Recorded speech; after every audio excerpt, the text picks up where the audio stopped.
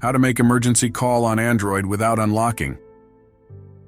Did you know you can make an emergency call to a contact without unlocking your Android phone? I'll show you how to set it up in just a few taps.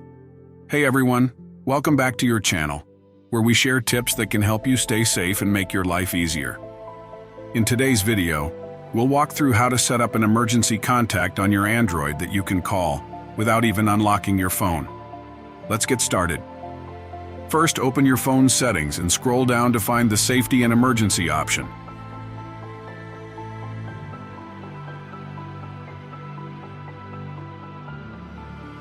In this menu, select Emergency Contacts. Here you'll see an option to add a new contact. Tap the plus sign. Scroll through your contacts and choose the person you want to add as your emergency contact. Make sure to check the box that says Show on Lock Screen.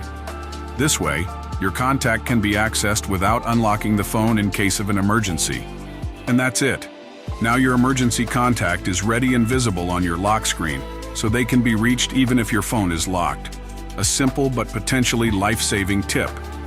If you found this tip helpful, give this video a thumbs up and subscribe to the channel for more safety tips and Android tricks.